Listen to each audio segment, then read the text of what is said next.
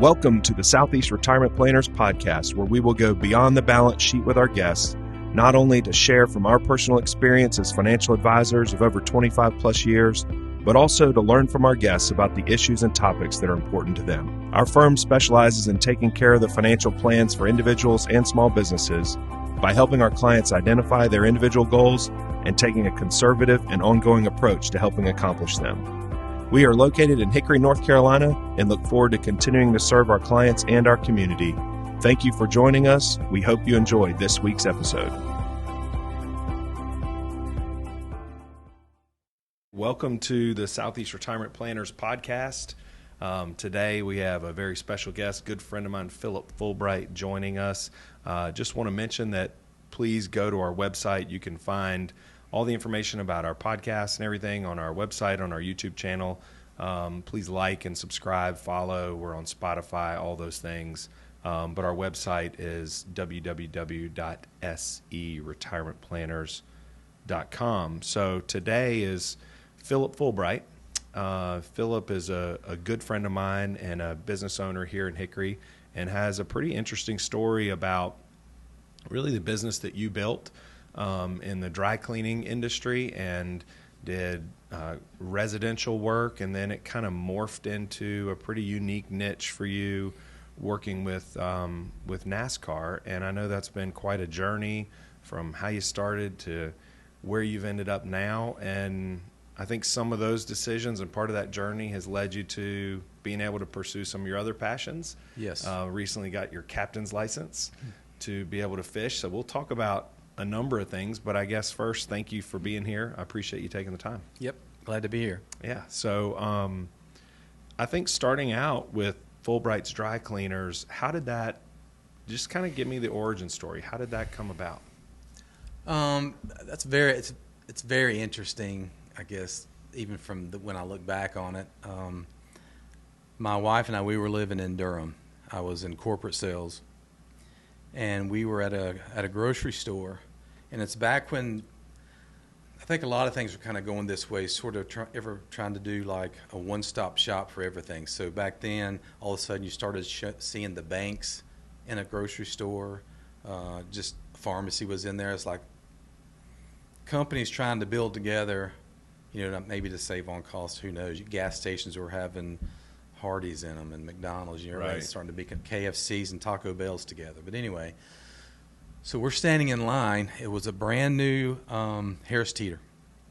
And as we're standing in line, I look over there and I see these people picking up their dry cleaning. And we looked at each other and I was like, wow, that's odd. They're just trying to make everything so convenient. Why don't they just take it to their house? And then we looked at each other and it's like, now that's a good idea. The next day, there just happened to be a dry cleaning equipment company next door to one of my clients. And I knew it was there. I just didn't know what was going on there. Mm-hmm. The next day, I went across the street after finished up with the client and walked in, and no one was there. It was lunchtime.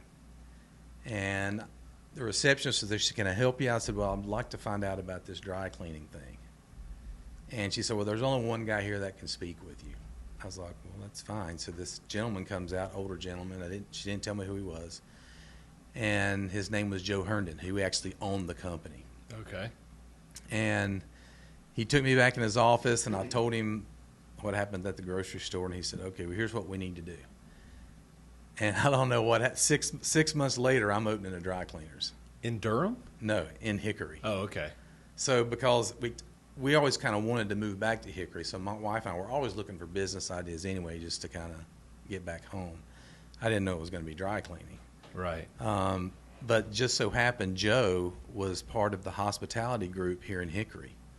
So he knew people up here, and it was just so many things that just sort of seemed to fit at the right time. So he actually came up here to help me find the location, my first location, everything, but pretty much that's kind of how, just an idea, I meet the right person that took me to the next step, and next thing I knew, I was in business. Well, so back then, I remember that I can think of, there were two dry cleaners who'd been here for a while. At least two. Two that were kind of really owned the town. Yeah. Yeah. right? Yeah. And so, but did either of them deliver? Nobody, listen, that was such a new, nobody did it anywhere. Oh, okay. Now, about 10 years later, I started doing research for something else and came across a company, a big dry cleaning company up in New York. And the year that they got started and launched their big thing of pickup and delivery was basically about the same month that I thought of it. Oh, really? I thought that was how ironic. Yeah. But, I mean, that was a big company. They were huge dry cleaners anyway, and they had the funds just to go ahead and launch it. They had a fleet of trucks or vans. It was like 80 or 100 vans. And I was like, wow, so I must have been on to something. So at this time, you have two kids. How old are your boys? Okay, so actually I didn't have any kids at that point. Oh, really? Yeah. Okay. So Monty's pregnant at this time. Okay. And the baby is going to be due in January. So there's a lot of things going on. So I'm ended up quitting my job. We've got a kid coming on the way. I'm going into a business I don't know anything about. And so it's a little nerve-wracking. But I think I got it from my dad, the mindset of just I can outwork about any situation. Mm-hmm. And so I never really had a fear of not making really anything I've ever done. I just figured out if I ever had an issue, a problem, I'll just outwork it. So I didn't, most people would think, why did you do that at that time in your life? But I didn't think it through. Maybe I should have. Some things might have been different, but I didn't think that through. One of my best friends has a saying that I can't, I don't like at all, but it's think long, think wrong. And you know me, I'm just such a planner, and I got to have everything organized and thought out and planned and whatever. And so he would sort of think the same way, that you just outwork it. Don't worry about it. Quit thinking about it, right? Yeah. Hopefully, any mistakes you make, which I made plenty, you can work through it. So when you first started out, you're building a brand new business. Yes. A kid on the way. You have family. Both of you have family here in town or in the area. Yes. What sort of a financial investment was that? What sort of a financial reach was that? Did you have to go get a small business loan? Like, how did that work? Yeah, so that was interesting in itself. When I was having my conversation with Joe Herndon, the gentleman that introduced me to the whole industry, I told him up front, I said, I don't have any money. And he looks at me and he says, don't worry about it. If you can't get the money, I'll give it to you. And I was like, well, that's interesting. Now, later I asked him about that, and he said, when I met you, you reminded me of myself, and I knew you'd be fine. So, but him telling me that gave me comfort to go ahead and keep moving forward, which he knew that. Right. Get the money issue out of the way. Just get this gentleman going in a direction. But what I ended up doing, I met with the banker, and they said, let's do a small business loan. And it worked. And I didn't know anything about that. So I go to the library, I get a book out because the first thing you had to do, you had to have a business plan. And I don't know anybody that owns a business. I have no family members on either side that were business people. So we were in uncharted waters. So to get a business plan, I just went and I think the title of the book was Business Plan for Dummies. How to write a business plan. Yes. So what I did, I met with the people of Western Piedmont Council of Government here, and they were supposed to kind of help walk you through that process. And so I wrote a business plan, took it to them for them to put it together for you should have a better chance of being accepted. And they said it's going to take, I think it's like 8 to 12 weeks. Well, I gave it to them on a Friday, and on Wednesday the next week they said, oh, you're approved. I said, really? It's like, we've never seen a business plan that thorough. I was like, it's not me. Whatever was in that book, I did everything it said to do. I went 1, 2, 3, 4. I did every single one, didn't skip one. And so I think it was probably more information than they needed. But it did help think through things that I normally wouldn't have thought through to open a business. This made you think through your business. Who's your target market? Who's your competitors? Price points. All these little things that you probably need to know about your business before you start. By the time you're done with a proper business plan, you know whether your company is going to be successful or not. You really do. I mean, it takes it. That's one of the tangible pieces that take it from an idea and a concept to, For sure. You've got, all right, well, I mean, when you get a customer, what happens next? How do you get that customer to begin with? Yeah. I mean, all those things. So all that's built into this business plan for dummies. Yeah, and that's probably one of the most valuable things I did in the beginning was to go through that process. Where was your location in the beginning? We were at the corner of 29th Avenue and Sandy Ridge Road. Okay, so at the shopping center over there. It was a brand new Lowe's Food Shopping Center. Yep. No one was there. I think Lowe's, of course, was the anchor. I think they had opened up maybe a month before I did. It was new. So the whole building, the whole deal was completely new over there. Okay. Yeah. And now it's shut down altogether. Yeah. Now business has moved somewhere else Yeah, now. it's gone. So that's the way. So are we. We're gone also. Right. So. All right. So when was that? What year was that when you got started? So that was 96. It's easy to remember because that's the year my oldest son was born. Okay. And we were there. We were there for almost 10 years, 8 years at that particular location. Okay. It was good to us. So, one of the most interesting things for me is talking with people who are small business owners, and it becomes a real part of your family, how you do things, what your schedule looks like, how you operate. I mean, you're pouring not only your resources but your blood, sweat, and tears into this thing. It's not like going and punching a clock or working in the corporate environment. It seems to have much more roots, more value. And when I talk with people from the small business standpoint, how did your wife, how did your kids fit into that equation when you start deciding to do that? Did you just feel like, I just got to go out and make this thing work? Or were they participants in some way? So because I had a newborn, our first child, that was going to take Monty's time. And she knew that I just need to focus on making this thing work. Again, because I'm learning as I go, which means I'm going to have to make a lot of mistakes and have to fix a lot of things. And it was 7 days a week. I don't know how many hours I worked for years like that. But that's, it's a new business like that. And maybe, I don't know if everyone looks at it this way, but it's like it's your baby. Mm-hmm. I mean, and you don't want anyone else to really, until you have this idea, or I had this idea of where I knew I wanted it to be. And until I got to that point, you want to control everything. And you're afraid for anything to sort of change because it might deviate from your plan. Yeah. What you see in your mind. And so because of that, it makes you work a whole lot harder, do things that you could probably delegate, and maybe you should delegate, but you just want to have hands on everything. And so, 10 years, or now I look back, and this just happened maybe just a year or so ago. We're looking back at pictures of the kids growing up, and until they're, well into their teenage years, none of our vacation pictures, I'm not in a single picture. Oh, really? Not one. Okay. That's a regret.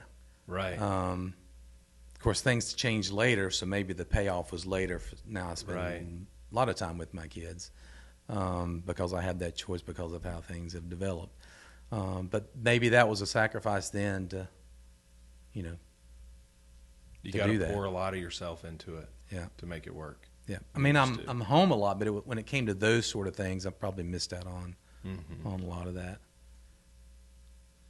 So you launched the business, and you're doing it different. You're doing delivery and all that kind of stuff, and I'm assuming too you got to learn like how to.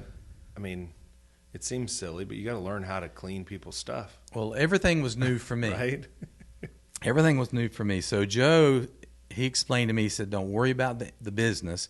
He said, you hire people that have experience, and then you just learn from them. So before I opened on April 1st, in 1996, April 1st, that was our first day to open. Mm-hmm. I had 3 girls that were going to start to work for me, and all of them had 15 plus years experience. So I was like, these are good people. They're going to teach me what I need to know.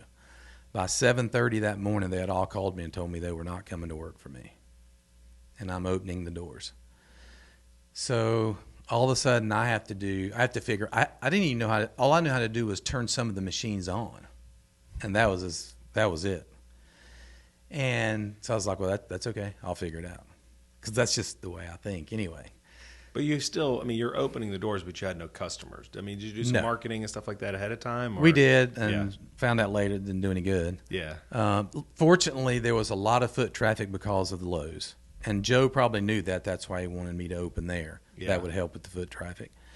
But what I figured out was and this has been many things that, even when I was in corporate sales, there's things that I was told that these are the problems that exist with this particular thing, in this case, dry cleaning, and you just have to accept them as these things you're going to have to deal with, lost clothes and this and all these little shortcomings. Like, no, I don't have to do that. Mm-hmm. Why do I have to do that? So from right off the bat, I was like, all right, I don't want these people coming to work for me, because all they're going to do is bring the problems that all these other dry cleaners in this industry have. So I don't want to go there to start with. So I started, and it took me a while to develop it, but I developed my own way of tagging in clothes, my own way of cleaning clothes, everything. And for 5 straight years, every problem that a normal cleaner's had did not exist at my place. Okay, we never lost a garment. All right, trade secrets. Yeah. How do you trade secrets? How do you get rid of like the worst? Like, what are the worst stains to try to clean? Like red wine, blood. What is it? Permanent ink. Oh, Sharpies. Even though I figured out a way to do it, it's still hard. But most stains, you can get them out if you know what you're doing and you're patient. Really? There's very few, like maybe only 1 or 2 that I've ever come up against that I couldn't get out without ruining the garment. Did you use OxyClean for everything, like the guy on the infomercial? No. It would get anything out? No, never used that. I invented some concoctions, though, that worked for me really well for some stuff. Uh-huh. And I learned it by accident. So, for example, I was always told you can't get mildew stains out of things. And I was messing around with some stuff one day and then accidentally left a garment in a solution that I made, and I forgot about it. And I'd used it before because I thought it would work, and it didn't work. Well, I left a garment in there, forgot about it. 4 days later, I remember, I go back, and the mildew was gone. I was like, well, wait a minute. So it didn't work in a day, but in 4 days. It didn't ruin the garment. No. So all of a sudden now I've got to wait. And then people would come up with that. It's like, oh, I got some mildew. I was like, bring it in. I'll get it out. Yeah. Really? It's been in there for you. I was like, it doesn't matter. Bring it in. I'll get it out. So, and that's one of the most rewarding things that I probably had in that part of the business was people bringing in garments that they thought were ruined or nothing, like wedding dresses that was their great-great-great-great-grandma's that was like yellow. I mean, yellow. Yeah. You take it and they get it back, it's white as snow, and they start crying. Oh, yeah. I mean, it's like, it was really sitting in some cedar chest they found or it. a box They found or whatever. it. Yeah. And those are kind of cool things to do. Huh. But that's pretty neat. Or somebody like, I've got this $600 cashmere sweater, and it's gone. I was just see if you can do something with it. And you come back, it's like, hey, here it is. It's fine. Right. And they're like, oh my gosh. And so you charge them $600 for that. I wish. But charge them $5. Still. You take care of it. But it's fun. That's a it's a customer service industry. Dry cleaning is. So you've got to really enjoy interacting with people, and just making people smile makes you feel good. Uh-huh. And you get to do that a lot.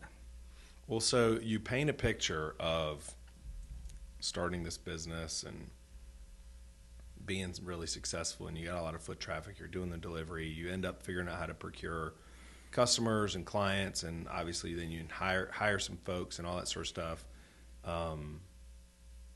But things took a turn at some point, and you've had several sort of iterations of from what Fulbright's Cleaners used to be to then having to change things up for a while and then bringing on other people and then ending up sort of where you've ended up. But how describe that journey a little bit?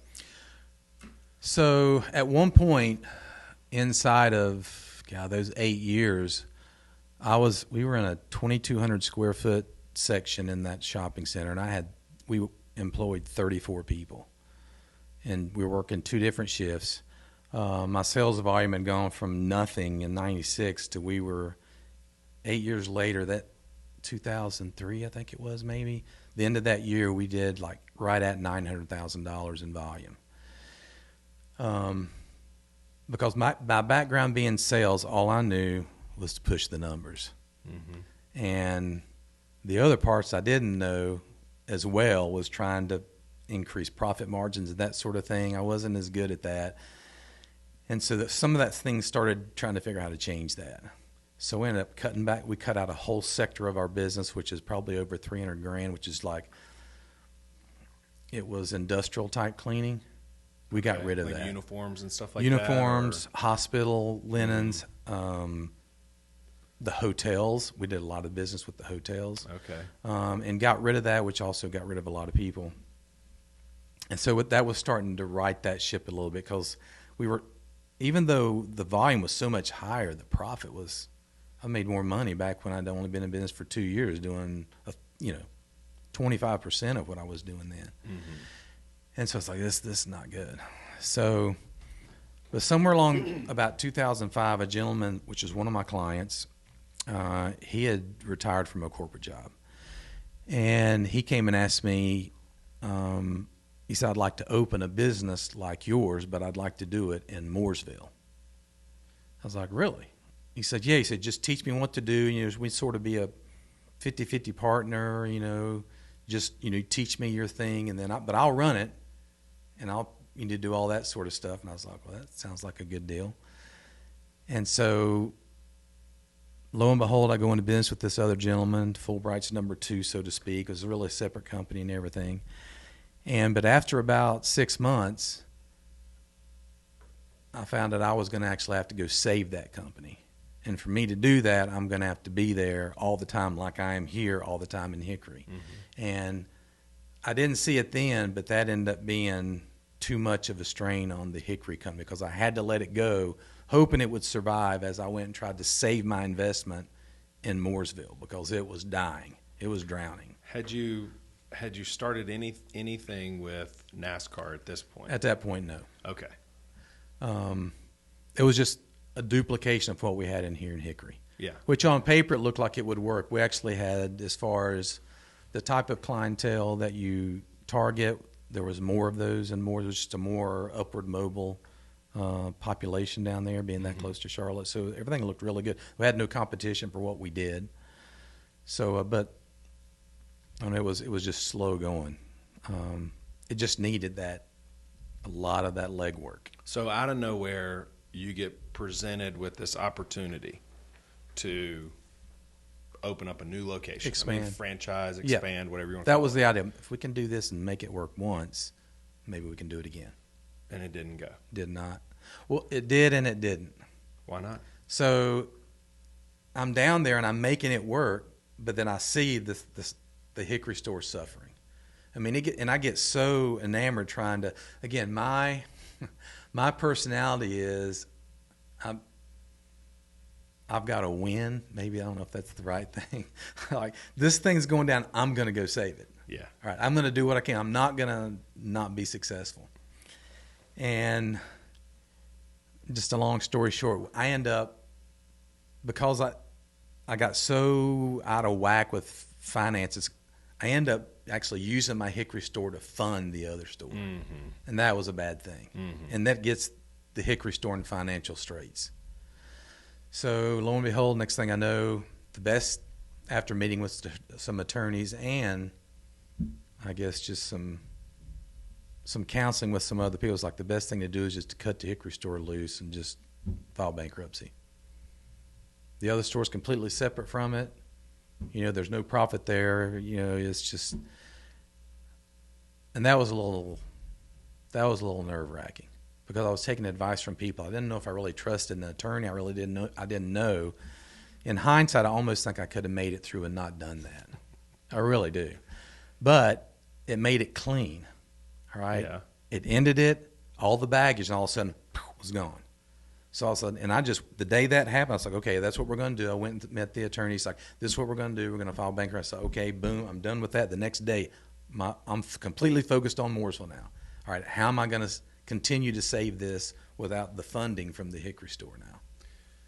Which is basically like starting over in a way. I mean, it's just sort of digging back in, solving the problem, outworking whatever the situation is. Right?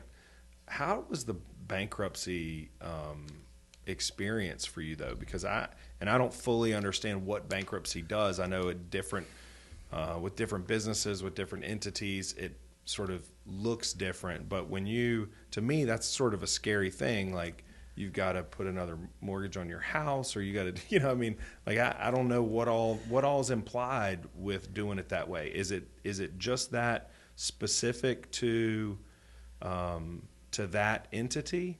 Or did it leak into other areas of your life? I mean, it was just personal bankruptcy because the corporation, it just dissolved. Okay. And of course, this is recommended from the attorney. He said, you're going to let your corporation just dissolve. They'll sell the assets off or whatever to recoup whatever debts that are out there. And then you'll file personal bankruptcy, and that'll just wipe you out. I mean, they'll take your home, everything, which they did. You say that with some just sort of degree of nonchalance there. Like, they told me then they'll take their home, which they did. Like, now that seems a little disruptive for most people. For me, that's about how it was. Yeah. For my wife, it was not. She was it was a very emotional situation for her. But for me, my personality, I don't get attached to things at all. So that's like once he told me that we're filing bankruptcy here, this is going to be done, and I knew it was taken care of, boom, I'm done. I completely changed gears within a day, and I don't carry anything with me. Whatever happened yesterday is gone. I'm always looking forward, which maybe that probably helped me get through it. Easier was just that mentality. You lost your house? Oh yeah, we lost house. I think we had one car, and it went back. Yeah, and again, and my wife. Because I remember that. Yeah, my wife. Yeah. That's our home that our kids are in. Yeah, we have 2 kids now, and this is but I'm not that sentimental. If she was here, she'd probably punch me. It's like that was our home. But again, fortunately, her parents lived in town, had plenty enough room for us to kind of move in with them. And again, it was different for me because... Which seems super convenient to move in with your in-laws while you have 2 young kids. Yes. Good grief. Yeah. Is that asking a lot? Yeah, of who? I don't know. I mean, and again, being selfish or not attached to things... That didn't seem to be a big deal for me, but of course at 3 a.m. I'm gone in the morning, and I'm not back till 8 or 9 o'clock at night, and that's 7 days a week. So me being there or being anywhere is irrelevant. I just need a place to sleep for 4 hours, and I'm done. I'm gone, and that's how I functioned for 20 years almost.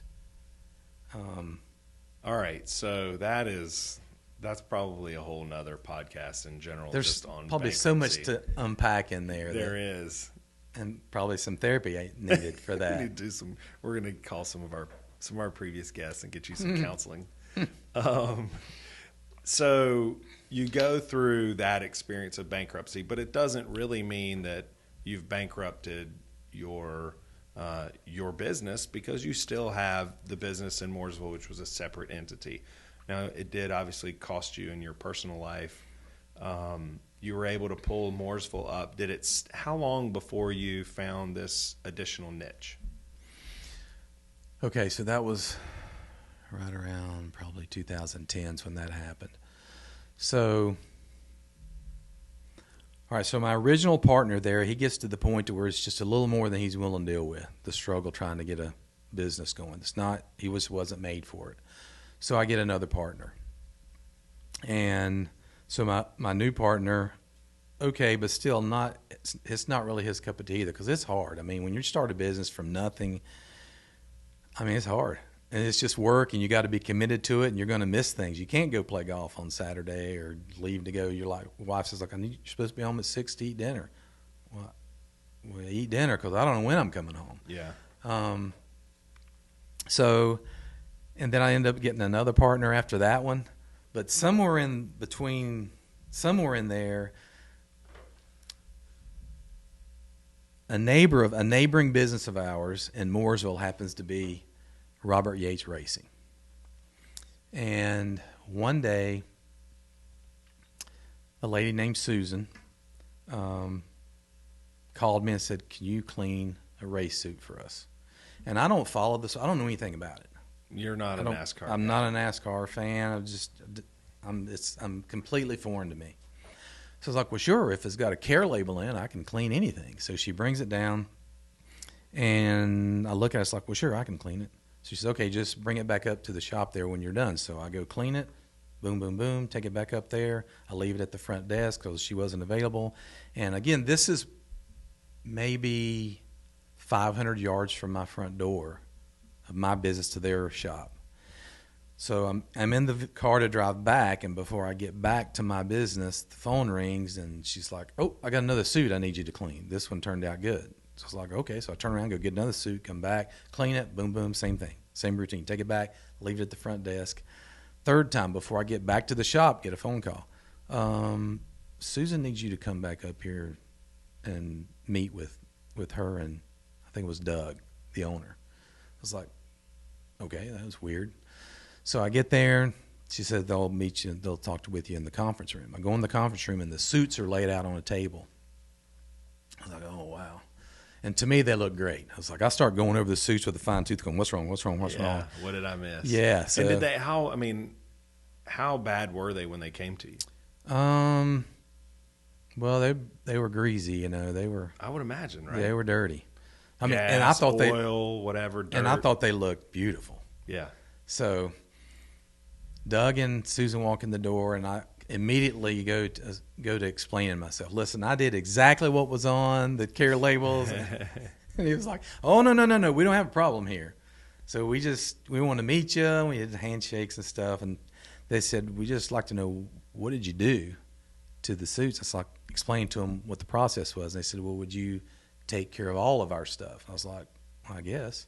And again, not understanding what's going on. I said, sure, you can bring it down and I'll clean it whenever you need it cleaned. And that happened for maybe 2 weeks. How is it? So I find this very interesting that you can see somebody picking up their dry cleaning, and you have this light bulb moment where you're like, why don't we deliver dry cleaning? And you quit your job and you start a new business and you move to a new town. But then you end up in the conference room of a NASCAR team, and they're like, we want you to do all of our suits. And you go, sure, anytime. Just drop them by. Like, it didn't dawn on you that maybe this was an opportunity? Absolutely at that not. time? Absolutely not. In hindsight, it's amazing. I'm probably glad I didn't know that. Which makes you just were kind of like, sure. I mean, like, you can bring it with your with your upholstered pillows that you or like, Doug, when you want those shirts you're wearing dry clean, just bring them with that. Yeah, I think I'm gonna get an extra couple shirts here a week. I might even get some office staff. Were you charging anything different for the suits than you would your normal stuff? No, and suits back then, I mean, it was such an easy process. I mean, it was a really easy process to get those things clean. So it was like $6 for a suit. Oh my gosh, it was nothing. Okay. And they would have been willing to pay $20 easily, I'm sure. But anyway, a couple weeks later, I get a phone call from them and said, "Do you mind if Simpson comes by and meets you, and they want to go through and kind of look at what you're doing to the suits?" And I was like, "Well, sure, send him by." And of course, Simpson's not a person. It's the company that makes the race suits. That's how out of touch I am. I'm like, sure, send Simpson by. I'll talk to him. Bring old Simpson over and tell him on his way if he's got any shirts that he needs. Bring them in. I need an extra couple of shirts. We're struggling over here. And so, so the guy's name was Terry Smith. He was their local rep or something. And so he comes in. He said, "I saw the suits you cleaned for Yates." I was like, "Yeah." They said Simpson was going to be coming by, and then he explained to me who Simpson was. And so I was like, wow. So he says, "I just need to see what you're doing." So I took him through the process, and he says, "All I can tell you is when people start finding out, everybody's coming here." And I did not know what that meant. And for the next probably 6-8 months, that didn't mean anything. But the next year, I think Michael Waltrip Racing ended up being our next team after that. And then that same year, I think Penske Racing came, and then the floodgates opened after that. It was over. Word got out, and it was it. All right, so at this time, you came back into the Hickory market at some point. We'll go back to NASCAR, but you came back into the Hickory market also. Yeah, so while we're sort of dabbling in NASCAR with, 2 or 3 teams, my third partner has the idea we need to go back. You left the Hickory market, but you had a real solid presence there. Let's at least start doing the routes up there again, and we'll just get everything. It's in the van. People don't care where it's being cleaned anyway. No. So I could be in Myrtle Beach, but as long as my van is going to pick up on Monday and bring it back on Thursday, do you really care where I cleaned it? And that was sort of the thought. And people really don't. So we had I think we ended up running maybe 2 more trucks back up here, and almost all the clients got back on. But after what I found out, I didn't find out I knew, but what was becoming increasingly apparent was that regular dry cleaning was the profit margin was so small. Just it's that simple. It was just really expensive, really labor driven, heavy labor driven, and it just eats up all your profit. Well, on the NASCAR side, the things we were doing there were so simple, it didn't need any labor. The machine was doing all of the work. And I was like, something's amiss here.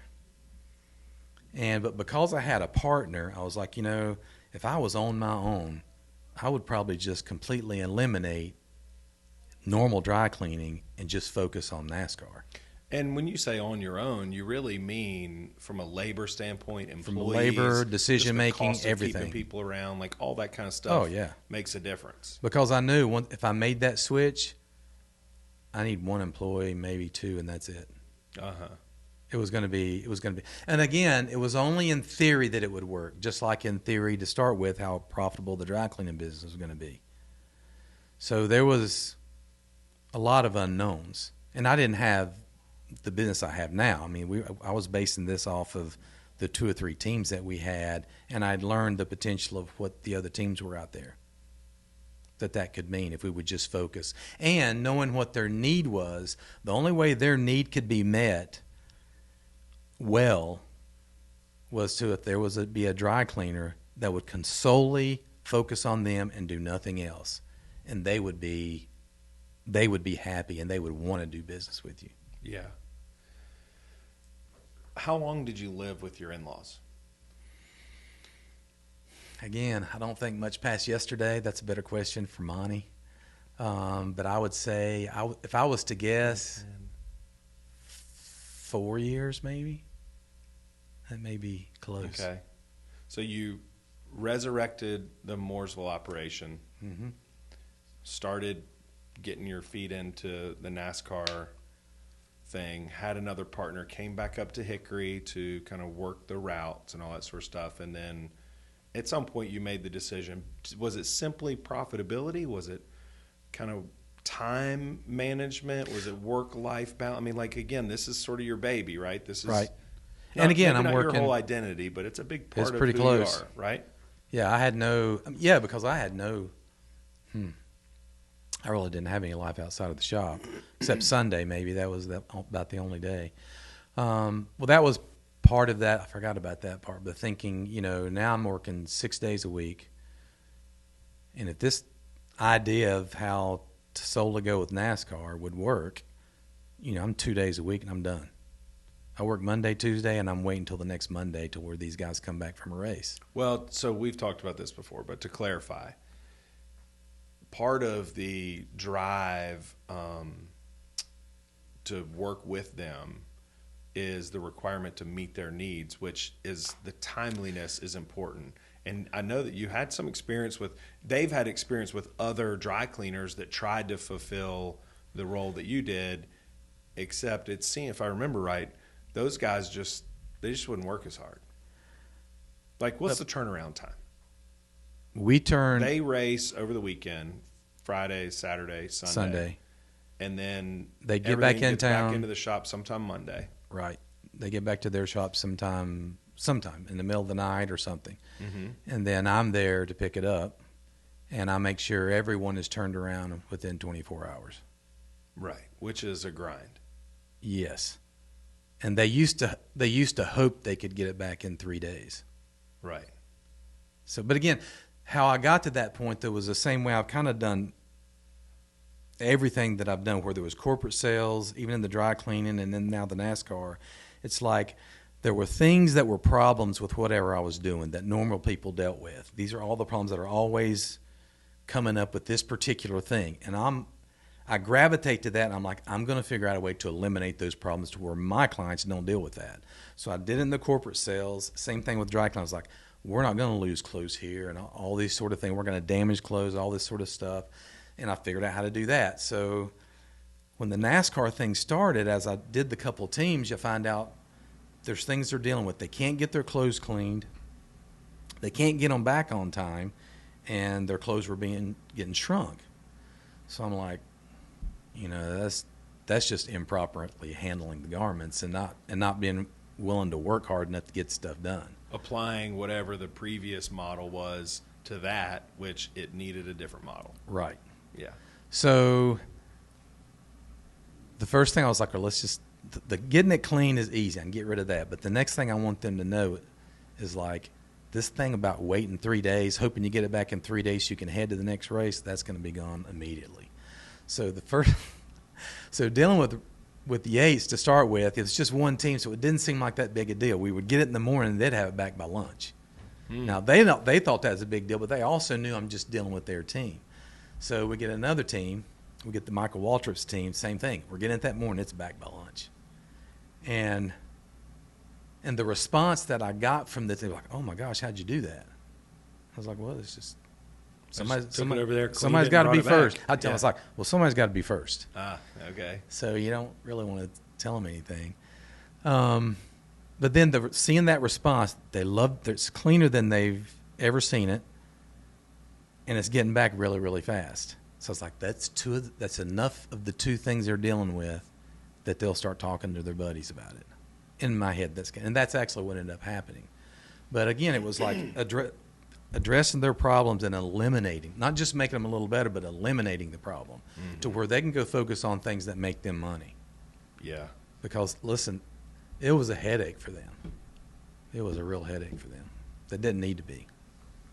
So word gets around and your NASCAR business starts to really improve, explode, so to speak. And at some point you see the curves cross and you're like, keeping this retail sort of customer base in Hickory or in Mooresville is not really profitable. So you sold that part of the business.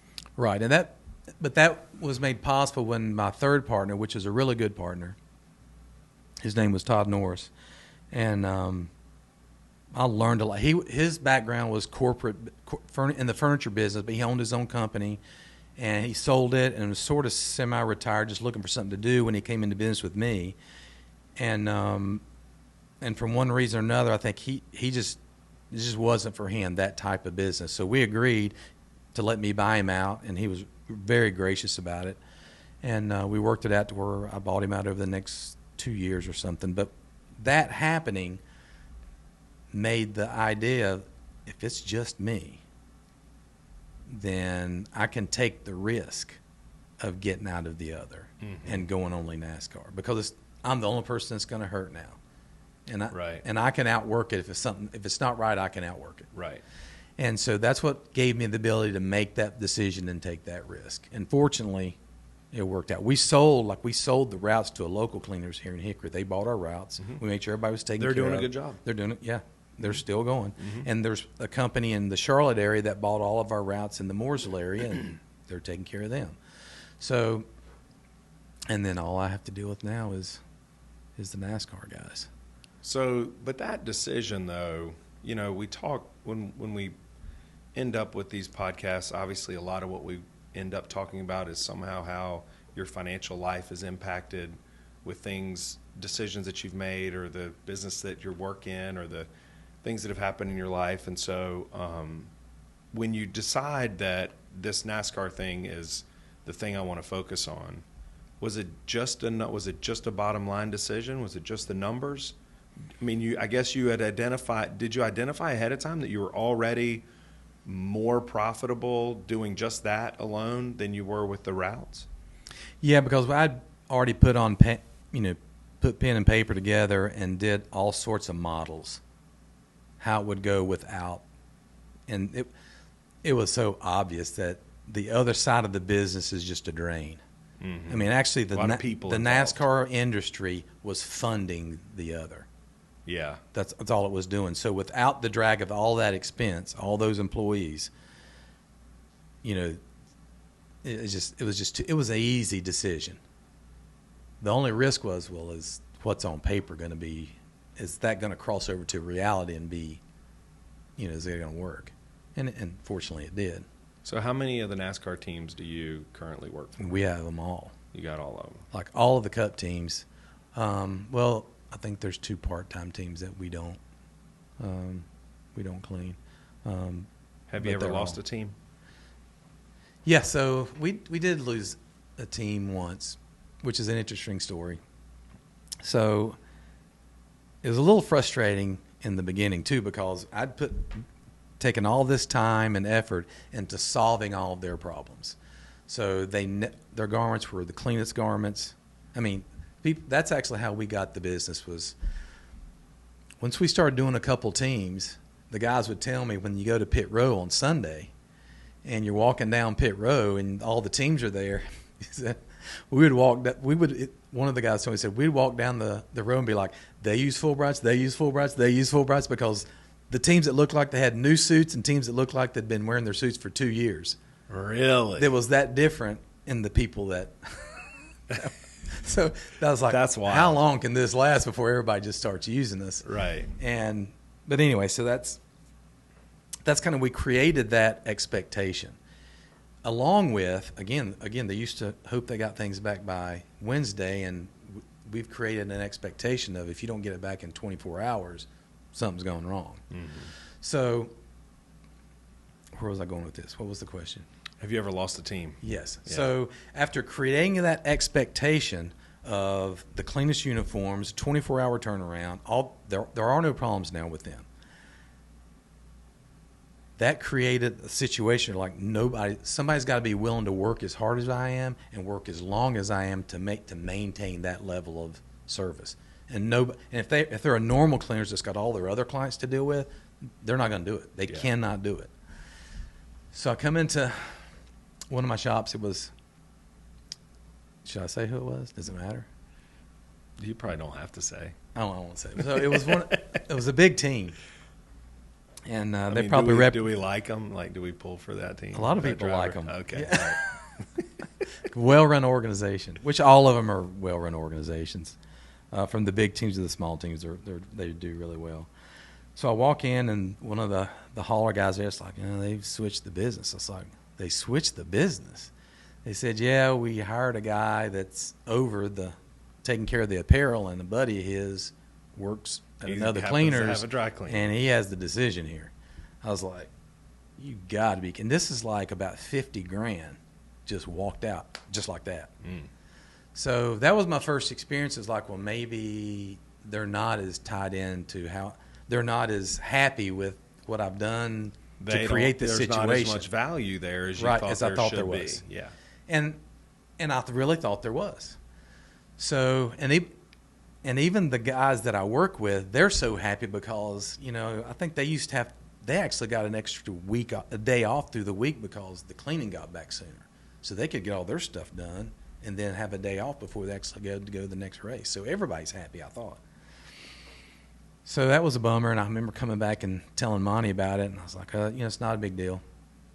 So I emailed everybody that had emailed that company, the office staff, and I said, I understand you guys have change cleaners, because actually nobody told me other than the gentleman I deal with one of the truck bays. And I said, I understand that, for whatever reason y'all decide to change, and I can appreciate the business that y'all gave me over the years, and if for some reason you'd ever want to come back to us, we'd gladly, take you back, but we want to wish you luck on the year and your future. And because some other people's like, you don't need to be sending that to them. Yeah. They did you wrong. Yeah. And I was like, stick it to them.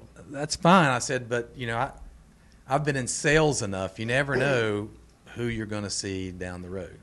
Sure. These guys might end up at another team, and you can't burn bridges. So about a month later, I get a call back from the gentleman that told me about it. He's like, I need you to come pick up. This team had 4 teams. He said, I need you to come pick up my suits on Monday. I was like, just you? He's like, they're not cleaning my suits anymore. He said, you're cleaning my suits. If the brass has any problem with it, I'll deal with it. Don't worry about it. So I was like, okay. So I go that morning, I pick up the suits, and I leave, get it, and then I'm like, all right, they're going to remember. I'm going to make sure they remember what they lost. Yeah. I went back, I cleaned those suits, and I came back. I was back in about 2.5 hours, and they look brand new. Yeah. The other guy has not even been there to pick up their suits yet. I've already cleaned them, and they're back.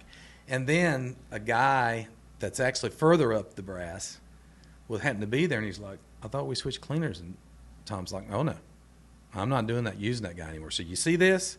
And I was like, yeah. He's like, that's how I want my suits to look like.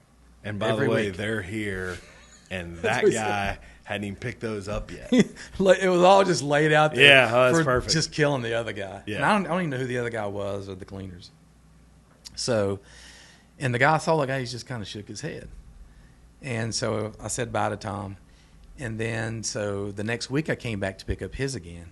And he says, you're going to be getting a phone call. I said, really? He said, yeah. He said, the other guy picked the other stuff up and brought it back. And what was the guy? I won't say his name. Anyway, he said that he was here when he brought the stuff back, and your stuff was still hanging there. And he asked, he says, can you not make it look like those? And he said, the guy stood there, and he's like, I can't do that. I was like, wow. I don't know if I'd even if it was obvious, I don't know if I could still say that. I wouldn't have said that. He's like, I can't do that. And then the gentleman said, well, now, are you sure? He said, you could take longer. I said, now this guy did it in like 2.5 hours, but you could take longer if you need it. Take as much time as you need. And the guy said, I don't have he said, my equipment don't have the ability to do what they do. And so I ended up getting a phone call from Tom. He said, we're switching everything back next week. Everything will be back to normal. I was like, okay. Well, by the end of that week, one of the other guys at one of the other shops, they had Xfinity and Cup, forwarded me an email that got sent out to everybody that had anything to do with the suits. And it was like, Fulbright's dry cleaners will be the only cleaners that cleans our suits unless I make the decision to change. And that was from the man upstairs. That was from, third man in charge. Yeah. And you know what? So that happened, and I don't know if I told you about this, but about 6 months later, the same thing happened at another team. And the CEO sent out and that happened. The lady switched, and 2 days later, when I happened to clean personally the clothes for the CEO there. And when he found out the lady had done it, she was fired the next day. And he sent out an email and copied me on the email that nobody will clean our suits except for Fulbright's cleaners. What'd you do to her? Nothing. She You just must have made her this, mad. And I never met her, but I heard about it. I was like, man, he was so mad. I was like, oh gosh, because I mean, you get to know a lot of people. So that was, but nothing like that's ever happened since. Okay. And hopefully it never will. But if it does, it does, and we'll still treat people with respect because it's their company if they choose to have somebody else do it. But you know, my goal is to create a situation for them that no one will ever be able to rise to this level, and I don't think they could. Again, but it's unique because my company focuses on their beck and call. Sure. And unless you're willing to shut everything else down, if you're another dry cleaners and do that, it can't be done. And if you want to just start up a business from scratch, well, you better have some bank, because to start this equipment, to do it nowadays, I don't know if I could do it nowadays if I had to buy this equipment I have now. I mean, it's probably $1 million just to get in and do it. You've probably learned a bunch of lessons through the years. But the way I learn them, unfortunately, the way I learn them is the hard way. Yeah. Fortunately and unfortunately. Yeah. I don't forget them when I learn them the hard way. Right. But they're kind of painful when you're learning them. So you went on paper, and it was obvious if you committed and dedicated your business to this niche market, then that would be the most profitable thing for you to do. Yes. Even though everyone warned me, it's putting all your eggs in one basket. Sure. But I'm self-employed. I'm a risk taker anyway. Yeah, they're your eggs, right? But it wasn't just on paper why you made that decision. I mean, it allowed you, your window of time now during the week and everything else is pretty fixed and pretty narrow in terms of when you're working in your business, when you're working on your business. And so it gave you some time, some bandwidth that you didn't have before. Correct. That's a byproduct of maybe all those years of working and committing to excellence somewhere, and eventually lands me in the NASCAR world to where that commitment to excellence paid off a little more.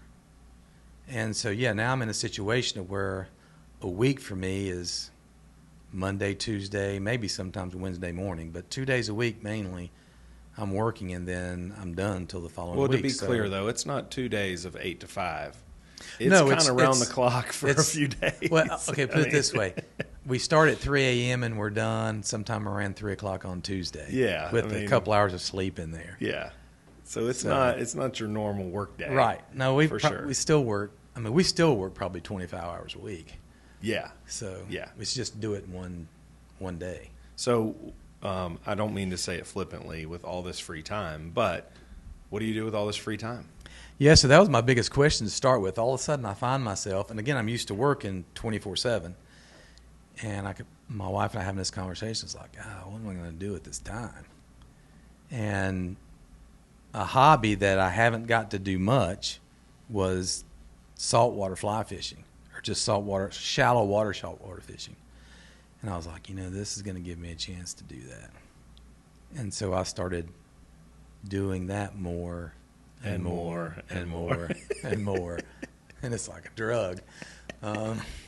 So next thing I know, I have a couple years of that, so I ended up buying a boat. And so, my week started consisting of, cleaning NASCAR suits for a couple of days, and then going, heading to the coast. Fortunately, my wife's parents had moved to the coast. So we were heading down below Charleston, South Carolina, and fishing for 3 or 4 days a week. And that became my new routine. That was the closest shallow water fishing that could feed my... Scratch that itch. Yeah, that itch that was actually, it's Key West and the Everglades fishing. That's my real passion, but that's the closest thing to get that same adrenaline rush, I guess. Well, I have to explain a little bit about that because thankfully you and I have been able to fish together for a long time now, and it's different. And I know one of your joys is taking people out that have never done this before. But it's different than what most people normally think of fishing. I mean, when you talk about skinny water, shallow water, it's, 8 inches, 12 inches. 8 to 12, yeah. Of water, and you've got great big fish, big old fish, hanging around. Only during certain times of certain tides can you go find them that way. It's not like sitting on the bank or bobber fishing or bottom fishing. I mean, it's more like hunting. It's hunting fishing. Yeah. It's the proper term is just sight fish. Sight fishing, shallow water fish. Yeah. It's adrenaline rush, but it is hunting because you're right. It's not, you don't throw a bobber out and hope that a fish comes by. I mean, you're working, you have a boat. It's a technical poling skiff that I'm usually on the platform on the back with a push pole, and I'm pushing the boat across these grass flats or sand flats, and I have an angler, usually my wife, on the bow, and we're just hunting and looking for these fish in shallow water, whether their tail will pop up to show us or we can either just see them in the shallow water. Yeah. And then you stalk those fish and make the proper presentation, and then it all comes together, and it's just exciting. Yeah, so you get up on that polling platform and just kind of direct where you're going and what you're doing. But it's not just showing up and fishing. I mean, the time on the water, understanding what's going on, all that sort of stuff, the technical side of when you need to be where and how you're going to get there. I mean, all those, like with most things, all those things really matter. But it seems like you've kind of found a niche in the fishing world too, where that's part of what you want to do. You're not trying to just be sort of all things to all people. You're like, hey, this is kind of my specialty. Sort of like the way you ended up with NASCAR. Right. Like a problem with fishing is, finding fish. So I got to figure out a way, how am I going to find these fish? Because they're not everywhere. Yeah. So I have to start thinking like a fish, so to speak. I got to find out where they're going to be, why they're going to be there, how they start thinking about how they feed, why they feed. I mean, it's just a whole new industry, so to speak, to try to figure out. Which and is it's a moving another target. challenge. I mean, it's a literally, challenge. literally moving target, Yeah. right, with the fish, but also a moving target based on weather and tides and all that sort of stuff. Having had the chance to do that, I mean, it's, we've gotten to spend a lot of time out there on the water together, and there's nothing quite like, first of all, there's nothing quite like seeing a fish from the boat and then casting to it and catching it. But then there's other levels of that. And so it's like, not only do you get to be in places that are really unique and really picturesque and all that sort of stuff, but also then you can sort of go the next level of not only can you stand on the boat and see a fish and cast to it, but you figured out how to find places that you can get out of the boat, walk around in the water that's like knee deep ish, and see the fish and cast to them right there with you. Yes, so organic. It's wild. Yeah. I mean, the last time we fished together, one of the coolest things happened. And I can't imagine also the level of frustration for you as someone who's really good and efficient at this to deal with people that aren't. That's fun. And luckily, it's not in your makeup to like be a frustrated person in general. I know I couldn't do it because I was frustrated enough, but we were wading on a flat and saw, I don't know, 10, 12 or so. Seemed to be in every direction. Yeah. And finally hooked up with one, got him all the way to where we were, caught him on the fly, all the way to where we were, getting ready to pick him up for, of course, the photo. That's the only thing that proves you actually did it. Yeah. And the line pops. Yeah. Cut off by the grass. Cut by the grass. Yeah. And then, so I'm crying about it and you're fine about it, but I'm very sad. And then literally like about 4 minutes later, I step on that fish. Yeah. And it was like a redfish, that he was probably 10 pounds. Yeah. This is a big fish, but he just must have laid down right up underneath he was where our trying feet to recuperate were. from yeah, the and just fight. sort of hanging out, and I stepped on him and then, scooted off. He was down in the grass. You couldn't see him. Yeah, it was wild. So, tell me a little bit about, and you can probably tell a little bit about our first Everglades trip, but you grew up, your love for fishing was born out of saltwater fly fishing, sight fishing down in the Keys and down in South Florida and Everglades. So as I started to learn more about the way you do this and being down in South Carolina and fishing with you a bunch, then it was like, well, hey, what would you think about a trip to the Everglades? And that was a cool experience. Yeah, that was your first trip down there ever. Oh, yeah. You'd never experienced anything like that. I mean, one of the things about this type of fishing also that I gravitate to is the disconnect from the world, so to speak. Just to get, because you're doing business all the time, you're dealing with people, and a lot of people do with a lot of different jobs, but to be able to unplug and just go to a place where there aren't any people, it's just nature. This type of fishing kind of lends itself to those experiences. Even in South Carolina, we're on the coastline there in the estuaries, and we'll steer. My wife and I'll go out, or you've been out with us. We're out there fishing. You look around, there's not another boat in sight anywhere. And to take that to a new level is you go to a place like the Everglades, and you go back in this area to where if you didn't have a GPS or a really good map and some twine, you couldn't find your way back to civilization. And there's a coolness about that.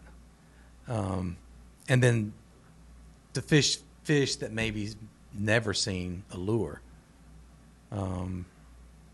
There's just something about our pioneer spirit or something that just makes that intriguing. I'm not sure what it is, but it's just a cool thing to do.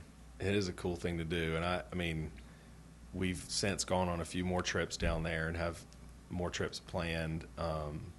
But if you've never done that, I mean, it's hard to explain what an adventure it is. Yeah, to be in 3 feet of water, standing on the bow of a boat, you have a fly rod in your hand, and you see fish that are probably 6 feet long rolling, which means they just they come up for a gulp of air. A tarpon rolls by the boat. So you got to experience this firsthand a year ago? A couple of years ago. Was it 2 years ago? Yeah. Bob makes his cast, comes tight, and then this fish launches himself out of the water. That's about, he's probably 90, 100 pounds, and he's just rattling his gills, this animal, and he's airborne, and you're only maybe 20 feet from him. Yeah, yeah. Yeah, and he's 5 feet off out of the water, and you're just looking at him, and you're connected to that fish, and it's a little unnerving. Oh, it was really unnerving because that was my first tarpon, and I was not fully prepared for what that was. Because you see them, you see parts of them underwater. Yeah. And you're being guided, and somebody tells you to, cast here or a little to the left or a little to the right or whatever, but you don't fully appreciate it. One of the other things that happened on one of our trips, too, is you're back in these creeks. You're flying through these creeks that are just literally in the middle of nowhere just about. And they're only as wide as your boat is. Yeah, if that. Yeah. And at one point, though, we weren't up on plane and going real fast. We were just kind of scooting along. And then, 14 foot or so crocodile. Yeah, kind of eases off. Just hops off the bank, sort of scoots right underneath, right where I was, kind of standing on the front of the boat. Just kind of reminding you the apex predator is. Man, what are we doing? That reminds me of a quick story. So I was down there this past spring and had 2 new guys down there. And we had seen some crocodiles, but also about 30 minutes before this happened, we had caught a grouper and had maybe a 7-8 foot shark come by and eat the grouper by the boat. And while we're staked up not far from that spot, the gentleman's at the back of the boat, and something happened. The boat rocked, and he ends up falling in the water. Well, he was in. I don't even know if he got wet. By the time Brent and I turned around, he was already back in the boat. He was in. I was like, "Wow, Carl, how did you do that?" He's like, "I know what's in the water." That's it, man. You do not. It's not a swimming hole. Right. It's not a swimming hole. It was cool. That's pretty good. Well, we could probably talk all day about fishing. I think one of the cool things is your professional life and the decisions that you've made led you to being able to pursue your passions. Yes. You've gotten to the point now where you've got your captain's license. Correct. And I guess, are you going to start doing some guiding? Yeah, I'm not sure how that's gonna unfold. And I mean, I almost kind of like that to marry that with the NASCAR folks also, to learn that the guiding business or the fishing business enough to where I can start maybe having some of those guys and sort of draw them in a little tighter with having their dry cleaner also their fishing guide, Oh, that's a good so idea. to speak. So That'll who help. knows how that'll go. But I don't want it to be so much of another business that I can't. The enjoyment of seeing a person catch their first fish from sight fishing, or on the first time they've caught a fish on fly, saltwater fish, which is different than freshwater, helping people get that experience and watching them experience that the first time, it's a joyful feeling. It's just, it's so rewarding to help people see that and have that experience in their life. I think so too. I mean, there's nothing like, when we talk about, of course, with my son Will, he likes to keep score.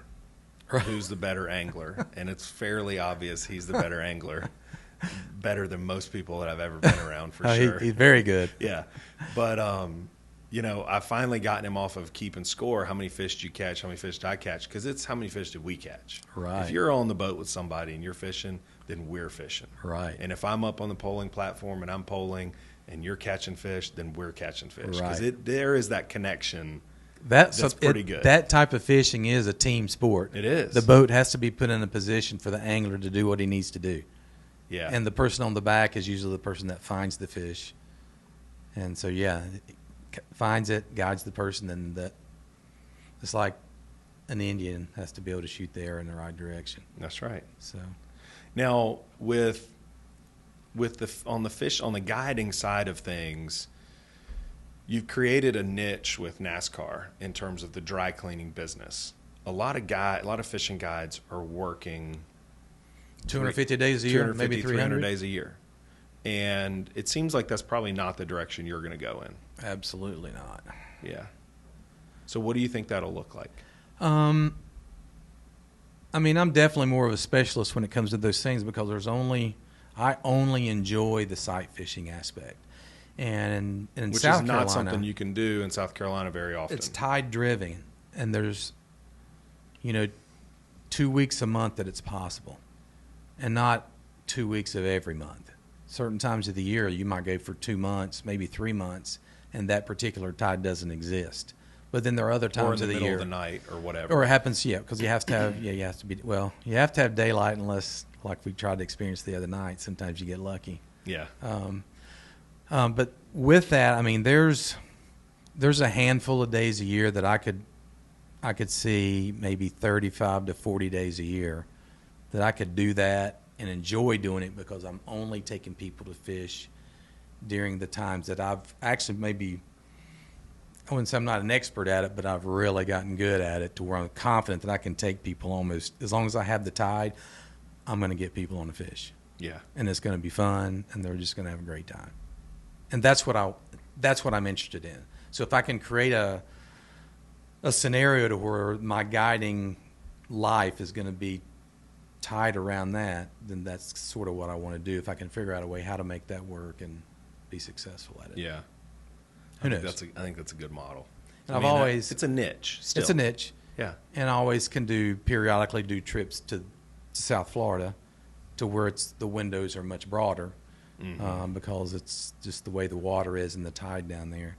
But throw in some of that, and maybe I've got 50, 60 days a year that I can, use my captain's license and help people have an experience on the water that they're not going to get anywhere else. Yeah. Which is pretty fulfilling. Yeah. Very fulfilling. All right. Well, as we wrap up, one of the things that I tend to ask is, what is one of the worst financial decisions? You've had a lot of ups and downs professionally, and it's led you to do these. I mean, you got to buy boats and invest in a captain's license and the maintenance and all that.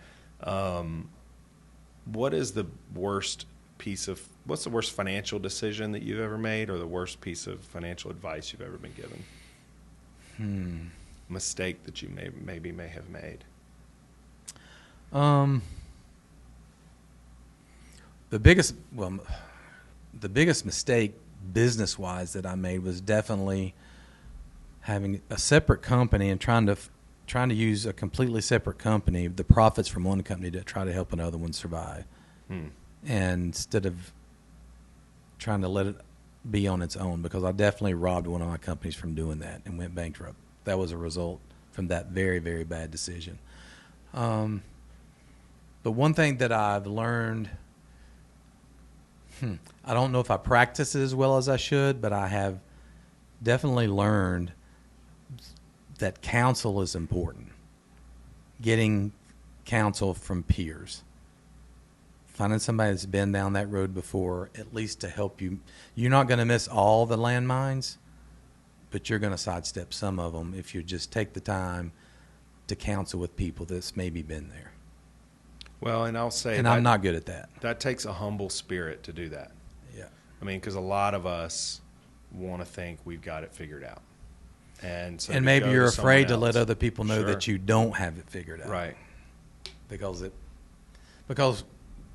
when we first got into business for ourselves, everyone we knew thought we were crazy. Mm-hmm. Again, we have no family members that are self-employed. And to do that, quit your job, you got a good job. Why are you going to go into the self-employed? What happens if it goes under? Well, that was never a thought in my mind. What happens if it goes under? Right. So,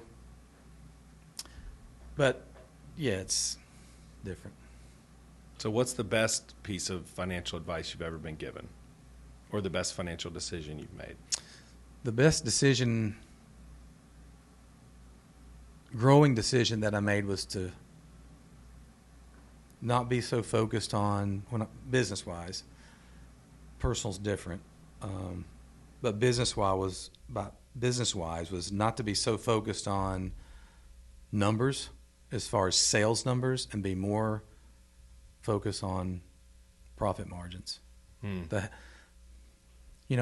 All businesses have a certain pulse, a healthy pulse, and that pulse is made up of a lot of different things. And so I think over the years I've learned what to watch in my business that tells me whether it's healthy or not. Yeah. And it's numbers and margins and things in all these different areas that it took me a long time to learn. I had to not pay attention to those things to find out they were important. To whereas going back to the counsel thing, if there was people that maybe I would just confided in and ask questions about some other things, maybe they would have gave me a heads up and says, "Don't forget to think about this." Right.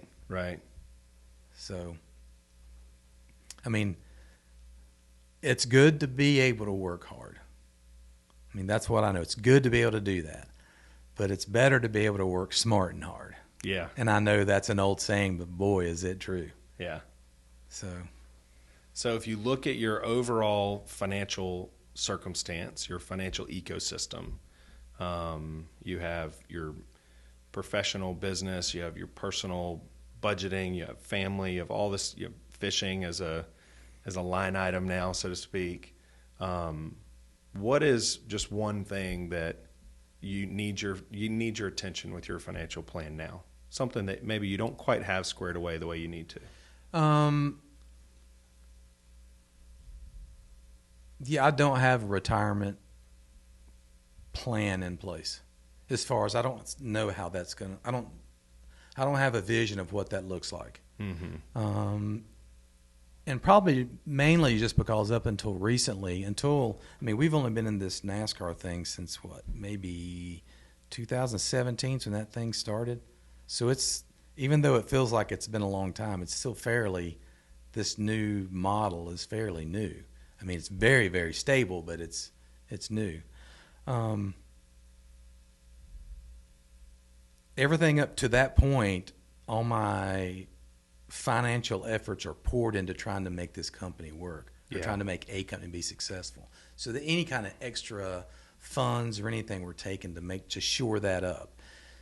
And now that that's done, that's probably an area that we probably have to start looking at way more aggressively than we used to. Now, fortunately, and this comes from counseling with other people also, eventually counseling with other people, but having a company that can function whether I have to be there or not is key. which is sort of the way we're trying to move now. Is that this thing needs to be able to function and move on to where if I would disappear tomorrow, it's okay. Mm-hmm. And we're really close to being in that position. So that makes me a little less concerned about my retirement situation, because when I think about retirement, I can't not do anything. You know what I mean? No, you can't. I'm not going to not work, and not because I guess work is different. I mean, when I'm fishing, the way I fish, most people would consider that work. Mm-hmm. When I see it that way, if I ever got to the point to where I couldn't work, then it would really be important that I've got some sort of a little better idea of how I'm being taken care of financially. So there's a lot of work to do there, and maybe that's maybe where you guys have to come in with me eventually and help me right that ship, because that ship's not taking on water, but it's just floating, and there's no passengers in it, so to speak. Well, and I will say about that, and we've talked about this some, that there is a timeline where these financial decisions in your life matter during their seasons.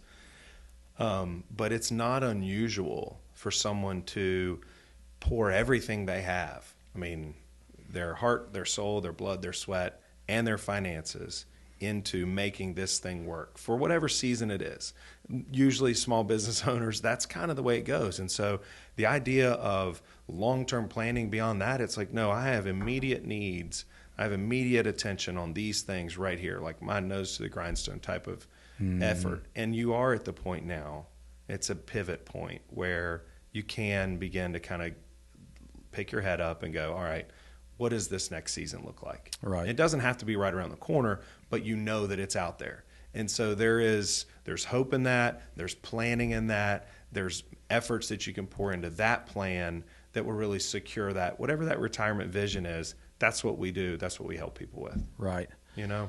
And there's, like, the biggest thing for the company, I think, that's gotten us to where we're feeling like we're able to do some of the things now, such as things like maybe start thinking about retirement, is we got debt free. And that's a huge thing. Even in our personal life, to not owe money to anyone. I mean, other than our mortgage, and that's it. And our business is completely debt free. But there's so much. Boy, you can sleep good at night. Changes the equation. It really does. And and just what you can do with your money is a lot more. You can do with it what needs to be done with it rather than what has to be done with it. That's right. It changes the equation. Yep. And so it doesn't quite work as well when you try to put everything on paper, but there is a sense in the planning that we do when you take the debt piece off the table, it changes the equation for the better in every case. Yeah. So that's hats off to you for being able to pursue that. That's a huge. People talk about that, and I've talked about it, but until you experience it, it's a game changer. You just don't know. It's a game changer. Well, man, thank you so much for spending time with me today. Sure. I've always loved talking to you and spending time with you, and it was good to hear more about your story of your business, and I know that you work incredibly hard, and I'm proud of all that you're doing, so thanks for taking time with me. Yep, glad to do it, and we need to go fishing again. All right, we'll do that soon. We'll do that soon. Fantastic. In the meantime, we're all of our podcasts with Southeast Retirement Planners are on Spotify and on YouTube, and you can find any of that information out on our website at www.seretirementplanners.com. So thanks again, Phillip. We'll talk soon. Thank you. All right. Securities and advisory services offered through LPL Financial, a registered investment advisor, member of FINRA, SIPC. Southeast Retirement Planners is not affiliated with LPL Financial or registered as a broker-dealer or investment advisor.